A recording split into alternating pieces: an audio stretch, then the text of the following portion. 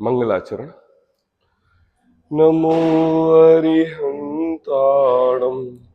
नमो सिद्धाणं नमो आयर्याणं नमो वज्रायाणं नमो लोये सव्यसाहूढम्।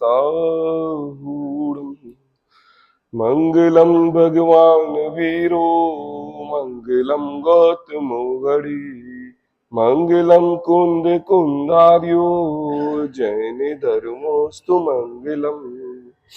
आत्मज्ञानम स्वयं ज्ञानम ज्ञानादन्यत् करोति किम परभावस्य कर्तात्मा मोहोऽयं व्यवहारिणाम्। अज्ञानतिमिरान्धानां ज्ञानाञ्जनशलाकया चक्षुरुन्मीलितं येन तस्मै श्रीगुरुवे नमः। तस्मै श्रीगुरुवे नमः। जैन सिद्धांत प्रवेशिका जिस पर अपनी चर्चा नित्य चल रही थी, धीरे धीरे हम जैन धर्म के सभी सिद्धांत की ओर पहुंच रहे हैं।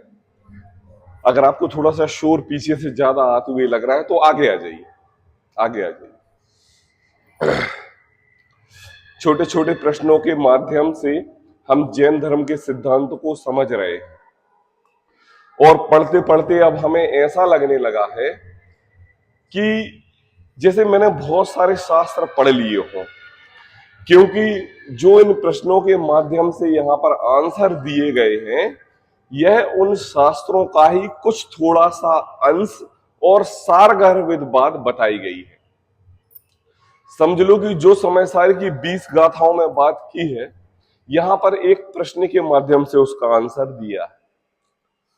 मोक्ष मार्ग प्रकाशक में अगर एक कर्ता कर्म अधिकार दिया हुआ है, पूरा कर्ता की और कर्म की प्रकृति बताई गई है उसमें, तो यह जैन सिद्धांत प्रवेशिका में उसको 2 प्रश्नों में लिया गया है। तो आप ये नहीं सोचें कि हम ये छोटे छोटे प्रश्न पढ़ रहे हैं तो केवल इतना ही ज्ञान कर रहे हैं।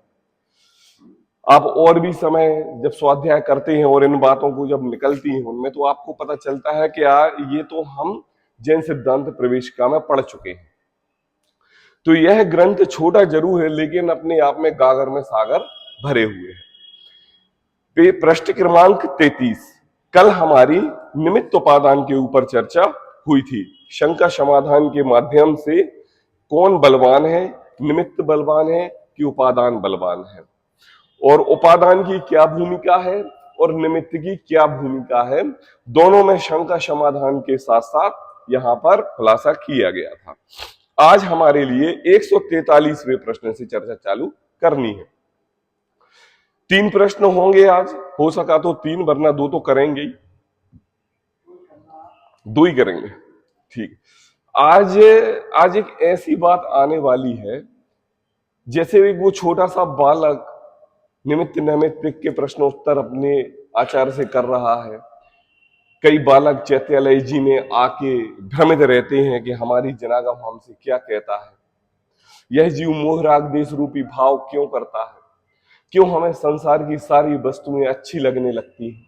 ऐसे प्रश्न उसके अंतरंग से उठ रहे थे। तो उन्हीं को प्रश्नों के माध्यम से आचार्य ने यहां पर लिखा है। पढ़ते हैं प्रश्न। क्या पुद्गल कर्म, योग, इंद्रियों के भोग, धन, घर के लोग, मकान इत्यादि जीव को राग द्वेष परिणाम उत्पन्न कराने में प्रेरक हैं? बहुत अच्छा प्रश्न है, समझने लायक है। हम स्वाध्यायी जीव हैं तो हमें जरूर थोड़ा सा हल्के में लग रहा है, लेकिन एक समय आप, हाँ हो गया, कल हो गया, हो गया था, हाँ हो गया था, दिया था वज्र वृषभ नारायण संज्ञान वाला बताया था ना शाम को। हाँ, तो यहां पर यह एक छोटा सा प्रश्न हमारे लिए इतने बड़ा गंभीर भाव लिए हुए है कि यह प्रश्न कर्म पुद्गल, क्योंकि उसने जब शुरू से चर्चा करते आ रहे हैं तो यह बात आई है कि यह जो कार्माण वर्गणाएं हैं यह पुद्गल परमाणु हैं, और यह कार्माण वर्गणाएं पुद्गल परमाणु अजीव हैं, उनमें चेतनता नहीं है। तो फिर ये अजीव होके और चेतनता नहीं होके योग मन वचन काय की चंचलता, इंद्रियों के भोग, 5 इंद्रियों और 5 इंद्रियों के विषय, धन रुपए पैसा जमीन जायदाद, घर के लोग माता पिता पुत्र स्त्री पड़ोसी अड़ोसी सब ले लेना, नाती पोते बेटी दमाद सब प्रकार के, मकान, एक मकान दो मकान तीन, जमीन जायदाद खेती बाड़ी सब प्रकार का इत्यादि जीव को राग द्वेष परिणाम कराने में प्रेरक है कि नहीं? क्या ये वस्तुएं हमारे लिए राग द्वेष के परिणाम कराती हैं? मैं आप सबसे एक प्रश्न पूछता हूं कि आप अपने बच्चे को डांटते हो कि नहीं? बताओ, मोबाइल ज्यादा चलाता है तो डांटते हो कि नहीं? तो आपके लिए क्रोध क्यों आया? बच्चा मोबाइल चलाता है इसलिए हमारे लिए क्रोध आया। आई बात समझ में? तो हमारे क्रोध का कारण बच्चा हुआ, ठीक है ना? साधारण सी बात, सिंपल। तो अगर हम अपना जन तत्व एक तरफ रख के अगर हम व्यवहार की बात करें तो यही घटना घटती है कि नहीं? और हम तो स्वाध्यायी हैं इसलिए इस बात को समझते हैं, लेकिन जो व्यक्ति स्वाध्यायी नहीं है और वह स्वाध्यायी नहीं होके संसार के प्रत्येक द्रव्य में अपनी मोह रूपी परिणाम लगाकर वह वस्तु मैं ग्रहण कर लूं ऐसे भाव उत्पन्न करता है, तो उसके लिए क्या समाधान है? कि एक ड्रेस हमारे लिए, एक साड़ी हमारे लिए बहुत अच्छी लगती है और वही साड़ी हमारे पड़ोसी के लिए अच्छी नहीं लगती। तो क्या जैसे गुड़ में एक चिपचिपा पदार्थ रहता है और चिपचिपा पदार्थ से चींटी ऑटोमेटिक चिपक जाती है, तो क्या ऐसे परद्रव्य में एक ऐसा चिपचिपा पदार्थ रहता है जिससे यह जीव क्या मोह राग द्वेष रूपी भाव करने लगता है? बताइए, रहता है क्या? चलो वो चिपचिपा पदार्थ एक द्रव्य में हो तो अपन चलो मान लें कि क्या, बोले चाशनी में चिपचिपा पदार्थ होता है और उसको हाथ में लेके हाथ धोने पड़ते हैं तभी निकलता है, उसमें तो मान लें। लेकिन अगर बात संसार के सभी द्रव्यों में आ जाए, घर में मकान में जमीन में जायदाद में नाती पोतो स्त्री मकान भाव अभाव सभी में आ जाए, तो फिर ऐसा कौन सा चिपचिपा पदार्थ है जिस कारण हमारा मन उनके प्रति लगता है? बताइए। तो यहां पर प्रश्न बहुत अच्छा है, छोटा होने पर भी अपने अंतरंग में बहुत गंभीरता को लिए हुए है कि क्या पूछ रहा है, पुद्गल कर्म कर्माण वर्गणाएं जो हमारे आत्म प्रदेशों के साथ चिपकती हैं, वो मतलब हम दुखी क्यों हैं? कर्मों के कारण दुखी हैं कि नहीं? बताओ। हम सुखी हैं तो कर्मों के कारण सुखी हैं कि नहीं? ये बात तो सब जानते हो। तो ये कर्म क्या चीज है? कर्म एक ऐसी वस्तु है जो हमारे लिए दुख देती है, ऐसी बात है ना? तो यहां पर तो कर्म का क्या, पुद्गल कर्म तो पहले ले लिया, क्या ये हमारे लिए दुख देने में निमित्त है? बताइए आप। ज्ञानावरणादि 8 कर्म इस जीव को किसी भी प्रकार के दुख देने में समर्थ नहीं है, क्योंकि वह अचेतन है, जड़ है, और जड़ में किसी को दुखी सुखी करने की सामर्थ्य नहीं रहती। तो ये तो हम बात बहुत अच्छी तरीके से जानते हैं, लेकिन हम संसार में दुखी कर्मों से ही होते हैं, तो आखिर इन कर्म और इन जीव में ऐसा कौन सा संबंध है कि इन कर्मों के कारण हम दुखी हो जाते हैं और कर्म हमें दुख देने में सामर्थ्य ही नहीं है? आया ना कुछ समझ में आपके लिए? और फिर तो मन वचन काय की चंचलता, योग ले लिया, इंद्रियों के भोग ले लिया, किसी को रसना इंद्रिय के भोग पसंद है, किसी को कर्ण इंद्रिय के भोग, किसी को चक्षु इंद्रिय को, है ना, किसी को सीरियल देखने में ज्यादा आनंद आता है, किसी को अच्छे कपड़े पहनने में ज्यादा आनंद आता है, किसी को प्रवचन सुनने में ज्यादा आनंद आता है, किसी को नाना प्रकार के भोजन करने में ज्यादा आनंद आता है। धन, घर के लोग में समस्त मकान इत्यादि जीव को राग द्वेष परिणाम उत्पन्न कराने में प्रेरक है कि नहीं? क्या आ गया ना सबसे पहले, क्या क्वेश्चन मार्क। तो आंसर देते हैं, छहों द्रव्य अपने अपने स्वरूप से सदा असहाय परिणमन करते हैं। 6 द्रव्य के नाम मालूम है सभी को? कौन कौन से? जीव पुद्गल धर्म अधर्म आकाश काल। यह 6 द्रव्य किस अपेक्षा से 6 हैं? जाति अपेक्षा से छह। वास्तव में कितने द्रव्य हैं? अनंत द्रव्य। कितने द्रव्य? अनंत द्रव्य। मुझे आप बताइए, आपका 1000 स्क्वायर फीट का घर है, समझ लो, किसी का 800 होगा, किसी का 1000 होगा, किसी का 1200 होगा, और अगर आप बड़े बाजार के पुश्तैनी रहने वाले हैं तो 5000 स्क्वायर फुट का भी हो सकता है, नॉर्मल बात है। क्यों? पुराना सागर तो यही है ना, ये बोले यहाँ बाखरें होती थी, बहुत सुनने में आता है, तो 5000 स्क्वायर फुट का भी हो सकता है। आप उस पूरे मकान के परिधि में आप देखेंगे कि उस घर में कितनी वस्तुएं हैं। एक कमरे में कितनी वस्तुएं हैं, 2 कमरे में कितनी है, 3 कमरे में कितनी है, यह कमरा किसका है, यह कमरा किसका है, यह हमने पंखा कब खरीदा था, यह पुस्तक हमने कब खरीदी थी, यह टेबल हमने कब खरीदी थी। हमने गृहस्थी जोड़ जोड़ में अपना पाई पाई लगा के एक एक घटना को आप याद करो कि एक सामग्री घर में जुटाने के लिए उस सामग्री के प्रति हमने कितना विचारा, कितना सोचा, कितना संघर्ष किया, कितने पैसे इकट्ठे किए, और उन पैसों से उसको खरीदकर हमने अपने घर की शोभा बनाई। करो घटना, एक चीज को याद करो अपने अपने। हमें नहीं, हम भी रहली के रहने वाले हैं और सागर में आए हैं, तो हमने भी सागर में आके ऐसे ही, संसारी हैं तो परिग्रह तो जोड़ना ही पड़ता है, तो परिग्रह जोड़ा है। और आज हम उन ड्राजों में, अलमारियों में जब उन वस्तुओं को देखते हैं और उन वस्तुओं को देख देख के हम ऐसे भाव करते हैं कि जरा एक कहानी बनाई जाए। क्या कहानी बनाई जाए? हम और धर्मपत्नी दोनों मिलके, ये जो प्रेस है ये हमने कैसे खरीदा था। फिर वो बताएंगी कि पुराना प्रेस खराब हो गया था, फिर नए प्रेस से हमने खरीदना था, फिर 4 बार हमने पड़ोसियों से मांगा था, फिर हम प्रेस लेने के लिए बाजार गए थे, कोई पसंद नहीं आया था, फिर मैंने मम्मी को फोन किया तो मम्मी दिल्ली से लेके आ गई थी, और फिर वो प्रेस हमारे पास आया।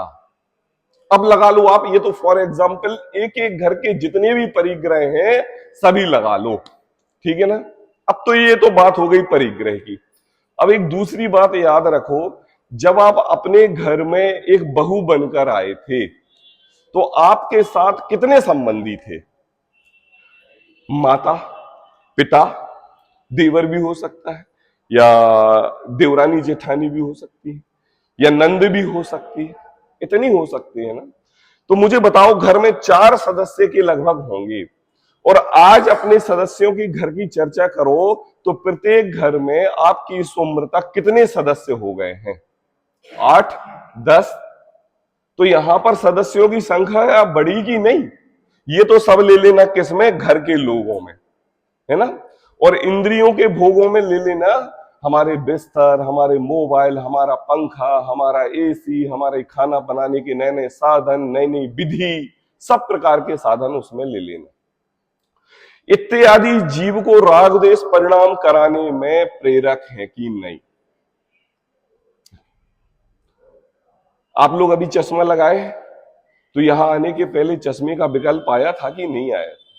आया था, ढूंढा था। चश्मे का विकल्प आया था कि नहीं आया? ढूंढा था कि नहीं? मतलब आप चश्मे के कारण दुखी हैं कि सुखी हैं, मुझे बताइए। नहीं मिला तो दुखी है और लगा लिया तो सुखी है। यह इस जीव की इतनी अनादिकाल की मिथ्या मान्यता है कि यह जीव पंचेंद्रिय के विषय भोग को ग्रहण करके उनमें सुख मानता है। अरे इस समय भी आपके लिए दर्द है, इस समय भी आपके लिए रोग है, वह नेत्रेंद्रिय रोग परमानेंट आपके साथ में है, लेकिन चश्मे का स्पर्श होने के मात्र से आपका वह दर्द बनाई हुआ है, कम नहीं हुआ एक रंच मात्र भी। लेकिन हम चश्मा लगा के क्या महसूस कर रहे हैं कि हम आनंदित हो गए। अगर चश्मा किसी को आनंद करने में समर्थ हो तो आपका चश्मा आपके हर एक प्रत्येक परिवार के सदस्य को चश्मा सूट कर जाना चाहिए। अब बताओ, चश्मा हमारे लिए दुख देने में समर्थ है कि सुखी होने में समर्थ है? बताओ। चश्मा हमारे लिए ना सुखी होने में समर्थ है ना दुखी होने में समर्थ है। क्यों? क्योंकि हम अपना मोह रूपी भाव ही उस चश्मे के प्रति लगाते हैं। आंटी जी, कभी कभी चश्मा नहीं मिले ना तो 2 घंटे का स्वाध्याय भी छूट जाता है, उस दिन चैत्यालय की आराधना भी छूट जाती है और सब प्रकार के कार्य रुक जाते हैं। पतिदेव को भोजन भी नहीं मिलता है और चार काम छोड़ के पहले कहा जाता है कि चश्मा बनवा के लाओ तभी बनेगा। और पतिदेव भी डर के कहते हैं हाँ भैया बनवा ला रहे, पता नहीं खाने में क्या से क्या डल जाए।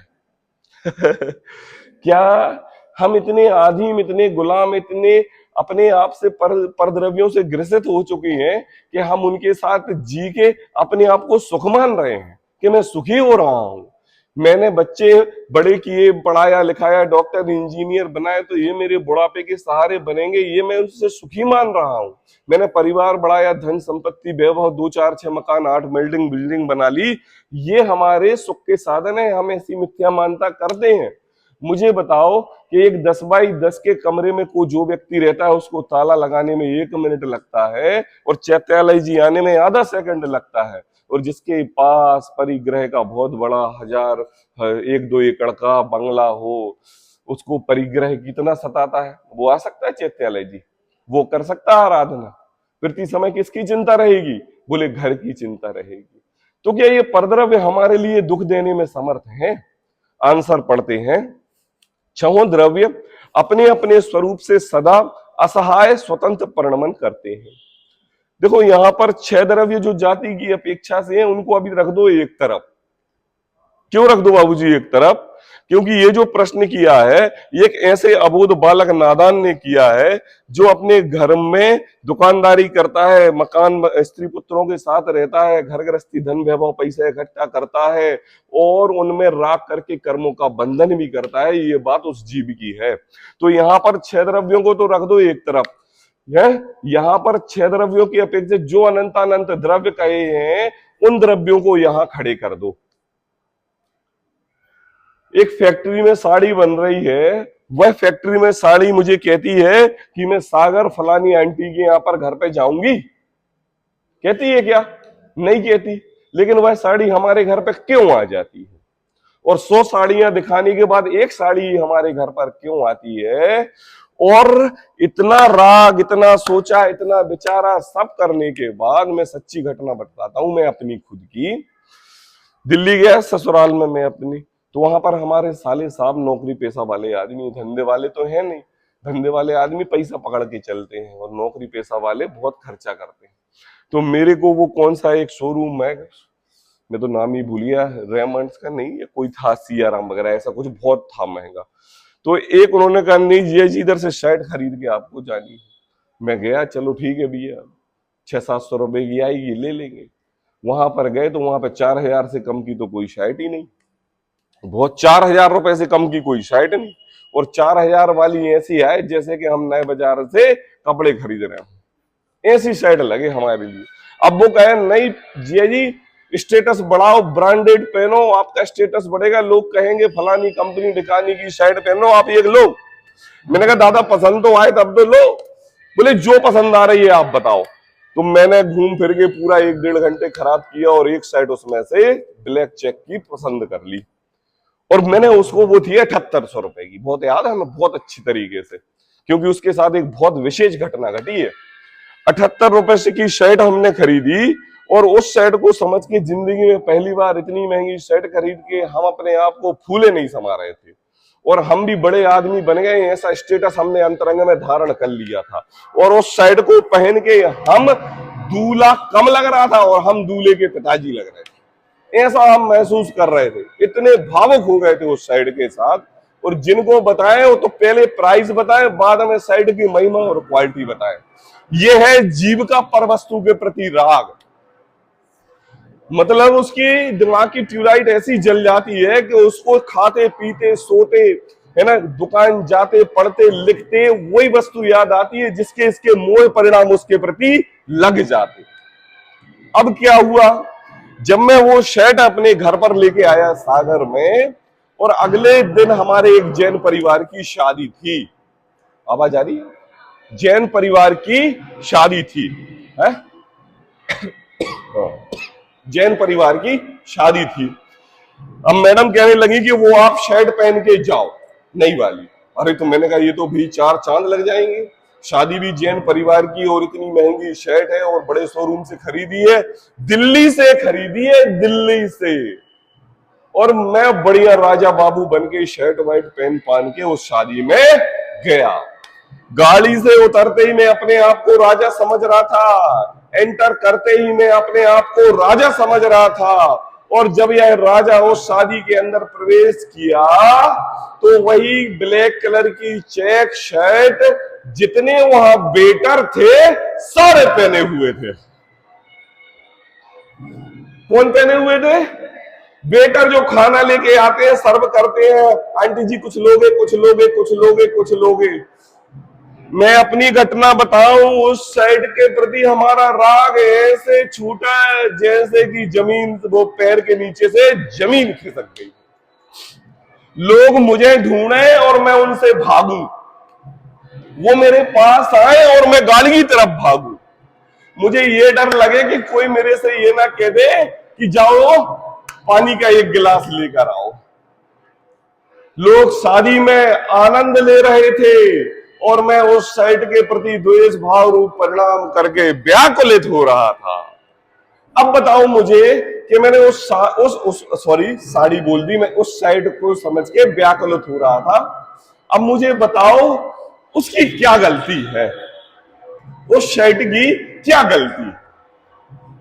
उसने हमारे प्रति अपनापन करने में कोई कमी रखी क्या? उसने हमें राजा बाबू दिखाने में कोई कमी रखी क्या? बताओ, अगर हम राजा बाबू दिख रहे थे तो वहां पर सारे वेटर जितने भी ब्लैक चेक शर्ट की पहने हुए थे, कंपनी अलग हो सकती है ना, कॉपी होता ना, कॉपी निकल आती है, किसी बड़े ब्रांड की कॉपी निकल आती है, तो वो पहने थे, लेकिन दिखने में तो सेम थी। जैसे कभी कभी आप लोग किसी शादी ब्याह में जाते हो और एक साड़ी दो महिलाएं पहनी हो तो कैसा फील होता है? कैसा फील होता है अपने आप में? हमारा तो स्टेटस इतना बड़ा है और ये तो मैं आपसे ये पूछना चाह रहा हूं कि यहां पर ऐसी कौन सी ट्यूबलाइट जल गई कि प्रत्येक क्षण, उस क्षण के एक सेकंड के अनंत विभाग में उस परद्रव्य की वस्तु से आपका राग से द्वेष में बदल गया, दाग लग गया, काली पड़ गई, वह चिल्ला चिल्ला के कहने लगी मुझे बचाओ, मुझे बचाओ? नहीं, इस जीव की मिथ्या मान्यता ही, मोह के प्रति आसक्ति अपने आप को परद्रव्यों के सामने उच्च और हीन महसूस कराती है। संसार का परद्रव्य अनंत अनंत द्रव्य कोई इसको दुखी करने में, सुखी करने में समर्थ नहीं है। दो जी, अपना बेटा कितना उद्यमी है, बहुत शरारत करता है, पड़ोसी कहते हैं कि अरे ये तो बहुत उद्यमी है, इसको कहीं भेजो, और माँ कहती है नहीं, वो उद्यमी नहीं है, उसका तो थोड़ा सा स्वभाव है, चंचल स्वभाव है। यही कहती ना माँ? क्यों कहती है? पड़ोसी तो कहते हैं, अरे पड़ोसी तो ठीक है, पिताजी भी कहते हैं ये बहुत उद्यमी है, इसको भेजो बाहर। अरे तुम्हारे लिए तो बच्चे पर राग ही नहीं है ना, वो उद्यमी नहीं है, वो चंचल दिमाग वाला है, ये कहते। तो आखिर ये पर वस्तु हमारे लिए मोह राग देश रूप भाव क्यों करती है? अब उन मोह राग देश रूपी भावों से हम कर्म पुद्गल परमाणु संग्रहित करते हैं कि नहीं? बरसों बताया था मैंने, मोहिनी कर्म करते हैं कि नहीं? अब जब कर्म पुद्गल परमाणु हम संग्रहित करते हैं और वो तो अजीब है, वो तो निर्जीव है, तो फिर वह आठों कर्म हमारे लिए दुखी करने में समर्थ कैसे? प्रत्येक पुद्गल परमाणु का अबाधा काल पूर्ण होने के बाद जब उसकी योग्यता आती है झड़ने की, वह उस योग्यता पूर्वक झड़ जाता है। लेकिन यह जीव इतना नादान है कि उस अबाधा काल को पूर्ण होने में, उस समय में, उस काल में भी यह जीव राग और द्वेष रूपी भाव कर लेता है और कर्म का बंधन फिर से हो जाता है और चक्र चलता रहता है। कैसा पंखा एक जगह कम के घूम के दोबारा आ जाता है। तो कहा छह द्रव्य अपने अपने स्वरूप से सदा असहाय, असहाय मतलब बिना किसी सहायता के स्वतंत्र, किसी से सहयोग नहीं, परिणमन करते हैं, कोई किसी का प्रेरक कभी नहीं है। प्रेरक मतलब ऐसा कि तुम आगे चले जाओ, हम पीछे आते हैं, पहले तुम दुखी कर दो फिर हम सुखी करेंगे, ऐसा नहीं है।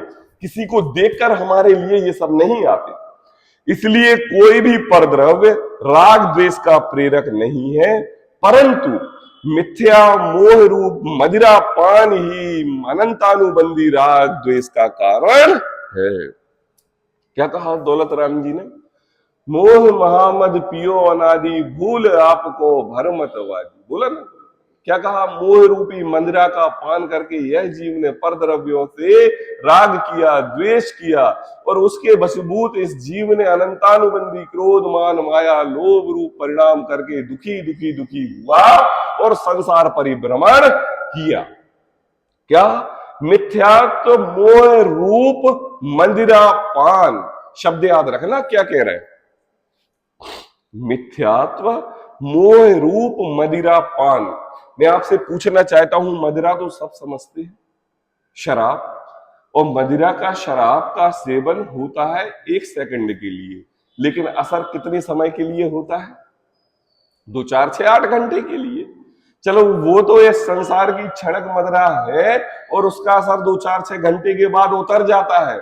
इस जीव ने मोह रूपी मदिरा का ऐसा पान ग्रहण कर लिया है, और ग्रहण करते समय तो 1 सेकंड का अनंतवा भाग लगाता है, लेकिन उस मदिरा का असर ऐसा है कि अनंत संसार भ्रमणता। कितने संसार? अनंत संसार। चहु गति दुख जीव भरे हैं, परिवर्तन पंच करे। बताओ, ऐसे ही हो रहा है ना? किस कौन से? मोह रूपी मिथ्यात्व मोह रूप मदिरा का पानी अनंतानुबंधी, मतलब तीव्र क्रोध मान माया रूप राग द्वेष का कारण है। यह बात उस बच्चे के लिए बताई गई, और बच्चा कहता है अच्छा, संसार के परद्रव्य हमारे लिए रागी द्वेषी करने में निमित्त नहीं। यह जीव उनमर अपने राग और द्वेष परिणाम करता है, इसलिए इस जीव को दुखी होता है। आप लोग सब लोग यहां बैठे हैं, तो थोड़ा सा विकल्प आपके लिए आपके भविष्य के में भी हो रहा है कि नहीं? अब हम ये करेंगे, अब हम ये करेंगे, हम ये पढ़ेंगे, ये पढ़ेंगे, ये पकड़ेंगे, है ना? ये क्या है? यह है मोह महामद पियो अनादि भूल आपको भरमतवादी। मतलब संयोग, परद्रव्यों का संयोग आपके साथ रहे या ना रहे, अगर उन संयोगों का विचार पूर्वक आप उसकी कल्पना भी करते हो, तो वह भी मोह रूपी मदिरा का ऐसा स्वरूप है कि देहादिक क्रिया से तो उतर गई है, लेकिन दिमाग में घूम रही है। आई बात बाबू? कैसे घूम रही है? दिमाग में। बोले क्या? दिमाग में अभी मदिरा घूम रही है। और क्या मंदिरा का स्वरूप? बोले मंदिरा का स्वरूप ऐसा कि यह जीव एक बार सेवन कर ले और बार बार सेवन करके इस जीव को उसकी आदत पड़ जाती है। किसकी?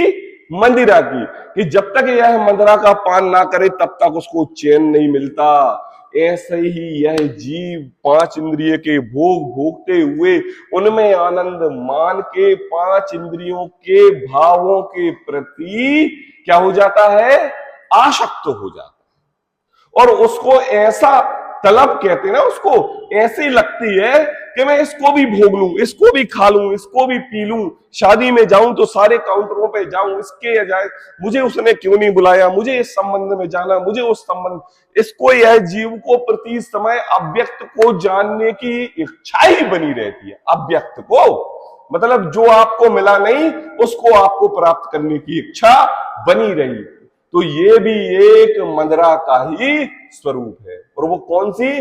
मोह रूपी महामदिरा। और इसका कारण कौन? बाबूजी चलेंगे? हाँ, इसका कारण कौन?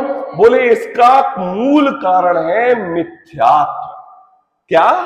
मिथ्यात्व। मिथ्यात्व मतलब उल्टी श्रद्धा। यही इस जीव को मोह रूपी कर्म बंधन का कारण है। तो कहा परंतु मिथ्यात्व मोह रूप मदिरा के पान ही अनंतानुबंधी राग द्वेष का कारण है।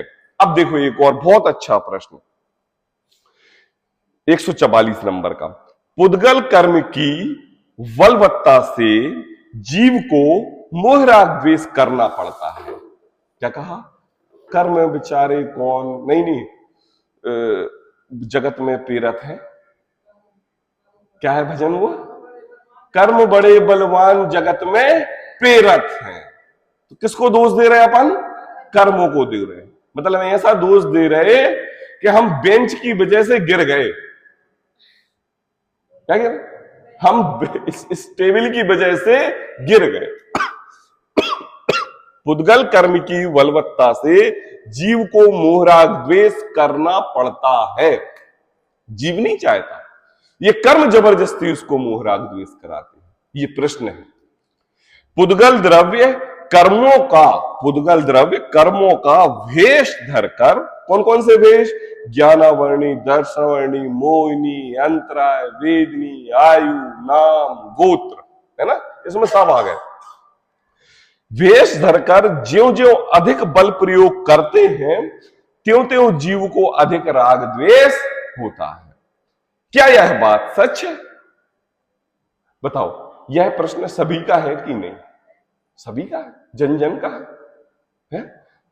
भाषा अलग होगी, शैली अलग होगी, दृष्टांत अलग होंगे, सिद्धांत अलग होंगे, लेकिन सार गर्भित बात तो यही होगी, क्या हम कर्म हमारे लिए इस संसार में परिभ्रमण कराते हैं? क्यों?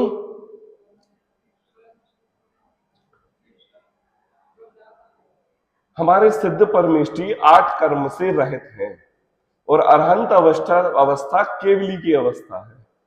और सिद्ध अवस्था तक 8 कर्म और अरहंत अवस्था तक 4 कर्म। मतलब ऊपर से सेकंड स्टेज तो अरहंत की है, तो वहां पर पहुंचते पहुंचते तो 7.99.999 का 9वां हिस्सा बचना चाहिए ना। वहां पर 4 क्यों बचे रहते हैं और 4 क्यों चले जाते हैं, और सिद्ध में 8 क्यों चले जाते हैं? मतलब कर्म तो अरहंत परमेष्ठी के लिए सिद्ध बनने में भी बाधक रहते हैं। क्यों? जब तक 4 कर्मों का अभाव हुआ तो अरहंत बने, और 4 कर्मों का अभाव नहीं हुआ तब तक दिव्य ध्वनि खिरने लगी। तो मुझे तो इस संसार में साक्षात यही देखने में लग रहा है कि यह तो कर्म तो भगवान को नहीं छोड़ा, फिर तो हम कौन से खेत की मूली हैं? अभी बता रहा हूं। देखो, अरहंत परमेष्ठी के 4 घातीय कर्मों का क्षय हुआ। अब जो 4 घातीय कर्म है वह तो अपना अबाधा काल पूर्ण कर रहे हैं। उनको उन कर्मों की चिंता या आसक्ति या उन कर्मों के प्रति वो रागी दोषी हो रहे हैं ऐसा कारण नहीं है, वो तो अपना समय व्यतीत कर रहे हैं।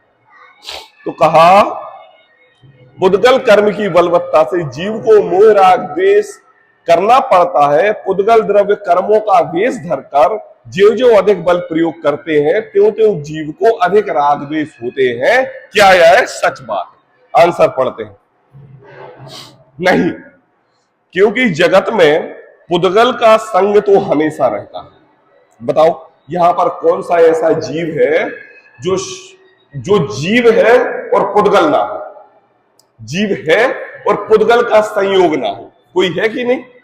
नहीं, क्योंकि जगत में पुद्गल का संग तो हमेशा रहता है।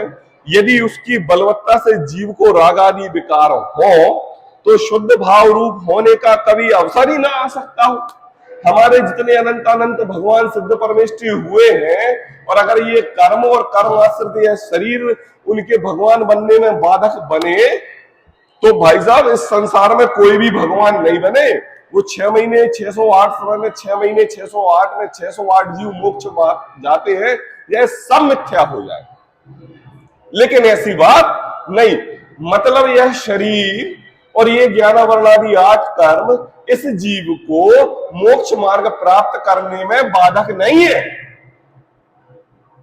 किसी भी प्रकार के बाधक नहीं है। एक रंच मात्र, एक विकल्प मात्र भी बाधक नहीं है। क्योंकि जगत में पुद्गल का संग तो हमेशा रहता है। उसकी बलवत्ता से जीव को रागादि विकार हो तो शुद्ध भाव रूप होने का कभी अवसर ही नहीं आ सकता। इसलिए ऐसा समझना चाहिए कि शुद्ध या अशुद्ध परिणमन करने में चेतन स्वयं समर्थ है। क्या कहा? शुद्ध या अशुद्ध, अपने आप में परिणाम रूप की निर्मलता या बाह्य पदार्थों में राग द्वेष आदि की क्रिया, इन दोनों का कर्ता जीव है, कर्म इसके कर्ता नहीं है।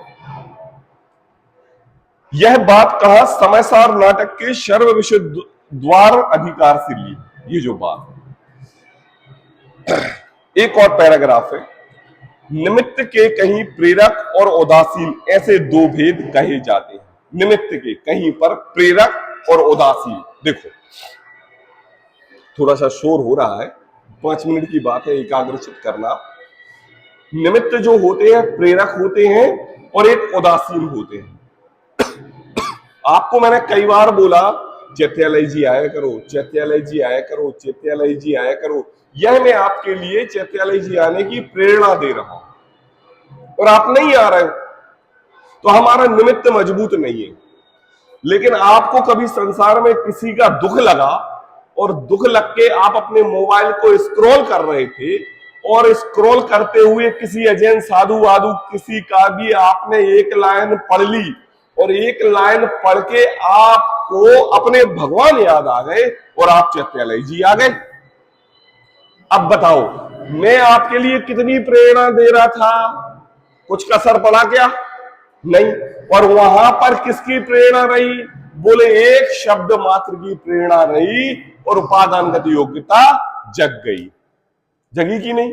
तो कहा निमित्त के कहीं प्रेरक और उदासीन ऐसे दो भेद कहे हो तो वहां गमन क्रियावान अथवा इच्छावान या नहीं है या नहीं?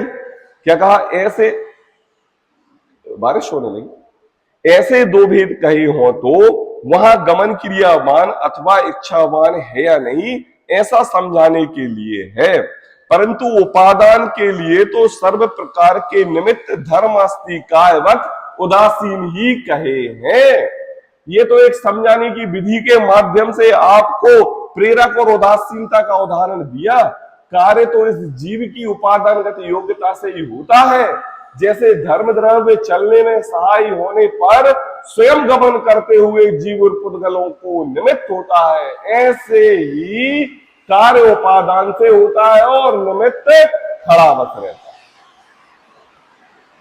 है। आज उपसर्गों की झड़ी बहुत है कि नहीं? तो बताओ अब हम किसको दोष दें? कर्मों को दोष दें? किसको दोष दें? अपनी उपादानगत योग्यता को दोष दें।